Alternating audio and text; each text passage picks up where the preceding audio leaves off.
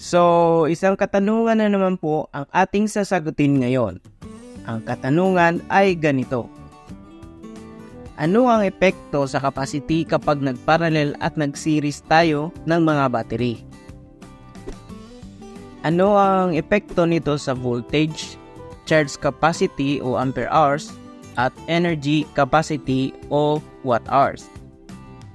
Pero bago natin sasagutin ang mga katanungan na iyan, ay shoutout muna sa lahat ng 14,200 subscribers natin, lalo na kina Radio ni Kalikot TV, Nehemias Florentino, Larry J. Canolo, Nalds ZYT, Mr. Q based on my XP, at Maki Alingasa. Maraming salamat po sa inyong walang sawang suporta sa channel na ito. Asahan ninyo na marami pang kaalaman ang ibabahagi ko sa inyo. At kung ngayon ka pa lang napunta sa channel na ito, ay i-check mo na din ang iba pang mga tutorials natin. At huwag kalimutang mag-subscribe para magiging updated ka once may bago tayong tutorial. So, balik tayo sa ating topic. At sa discussion na ito ay gagamit tayo ng ganitong battery bilang halimbawa. At para lamang sa discussion na ito ay hindi muna natin i-apply ang percent DOD o depth of discharge para magiging plain ang takbo ng ating pagtatalakay. Ulitin ko po, hindi muna tayo mag-apply ng value ng percent DOD sa discussion na ito. By the way, kung gusto niyo din malaman ano ang tinutukoy ko na percent DOD ay ilalagay ko sa description box ang link. So, narito ang detalye ng battery na gagamitin natin as example. At itong mga detalye ay napaka-importante sa pagplano ng solar setup. So, meron siyang voltage na 12 volt, charge capacity na 100 Ah. Energy capacity naman na 1,200 watt-hours. So, ngayon ay unahin natin ang series connection ng battery. Ang general rules ng series ay ang voltage value ay laging mag-a-add. Ibig sabihin, ang voltage ay ang summation o add sa lahat ng voltage na nakakonect sa battery bank. Samantala, ang ampere hours value ay mananatili. At ang energy capacity naman ay ang product ng total voltage at ng total charge capacity. So, sa madaling salita, sa series, ang voltage at ang energy capacity lang ang mag-iiba. At para mas maintindihan, ay magbibigay tayo ng illustration. Halimbawa, mag-series tayo ng dalawa nitong battery. Ano ngayon ang magiging value ng voltage, charge capacity o ampere hours at energy capacity? Bale, ang magiging connection nito ay ganito. Isang positive output at ang kabilang terminal na negative ay i-connect naman sa positive terminal ng isa pang battery. At ang negative terminal nitong battery ay ang magiging negative output nitong battery bank. Mula sa general rules, ang magiging total voltage natin ay mag-a-add o ang summation ng lahat ng voltage. Now, ang total voltage natin ngayon ay 12 volt plus 12 volt is equal to 24 volt. So, ito na ngayon ang tinatawag sa solar na 24 volt setup. At ngayon naman, ang sinasabi sa general rules ng series ay ang ampere hours ay mananatili. So, ang magiging ampere hours natin ngayon sa battery connection na ito ay 100 Ah pa rin.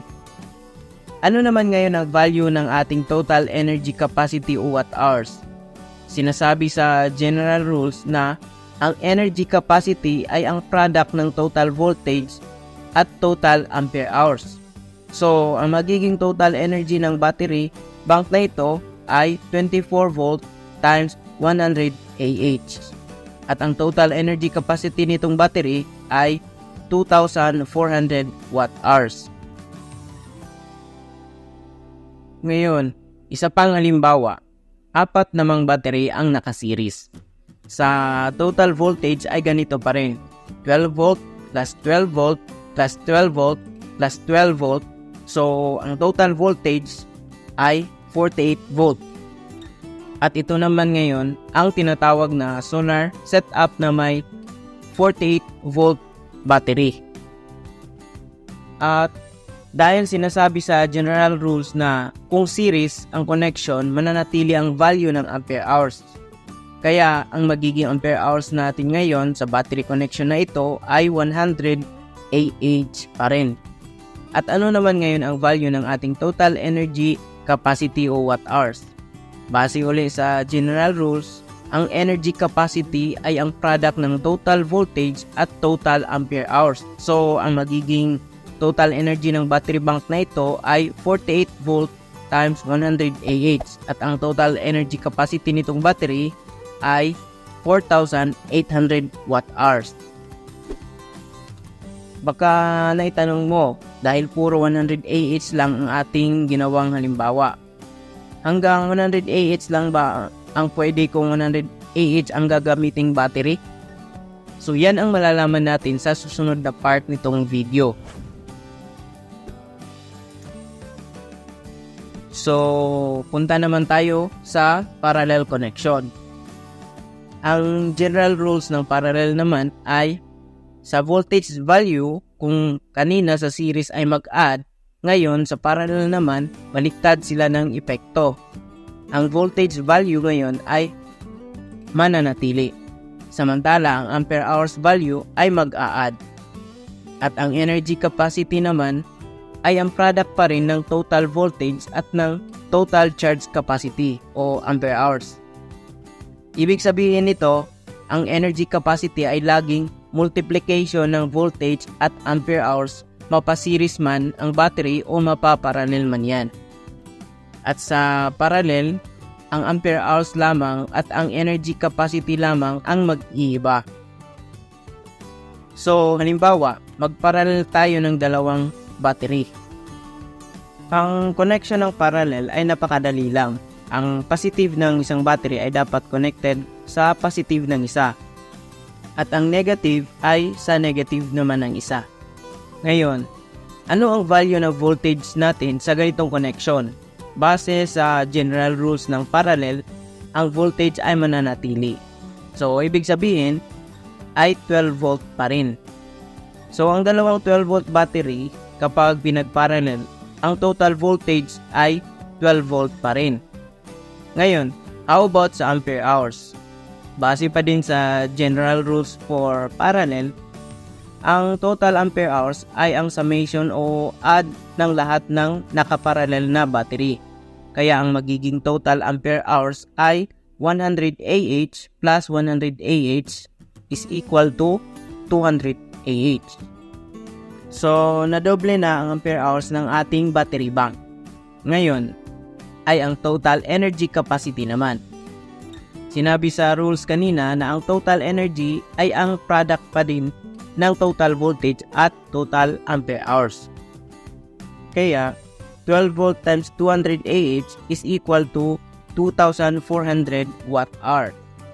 How about kung magparallel naman tayo ng 4 na battery? Base sa general rules ng parallel, ang voltage ay mananatili. So, ang 4 na 12 volt battery kapag pinarallel, ang total voltage ay 12 volt pa din.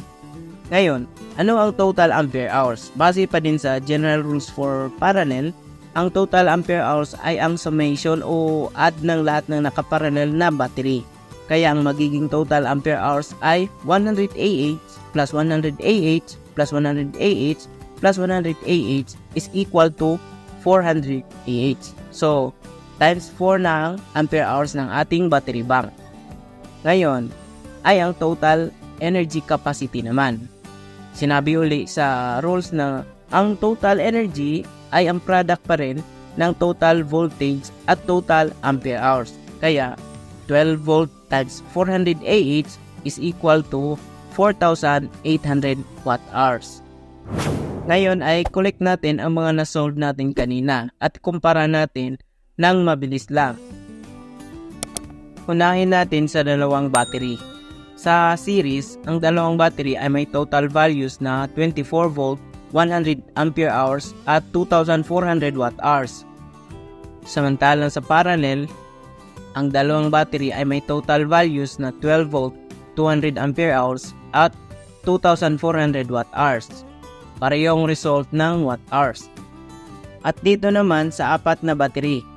Sa series, ang apat na battery ay may total values na 48 volt, 100 ampere hours at 4,800 watt hours. Sa parallel, ang apat na battery ay may total values na 12 volt, 400 ampere hours at 4,800 watt hours pa rin. Parehong result pa rin ng watt hours.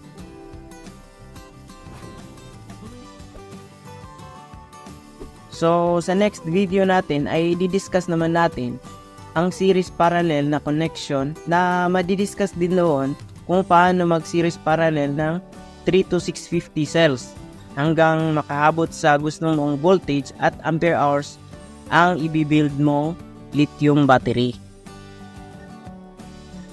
So, hanggang sa susunod mga bossing, kung nagustuhan mo ang video na ito ay pakihit naman po ng like button. At kung bago ka pa lang dito sa Toolbox channel, ay mag-subscribe ka na para magiging updated ka sa mga bagong videos na i-upload ko. Salamat at ingat tayong lahat.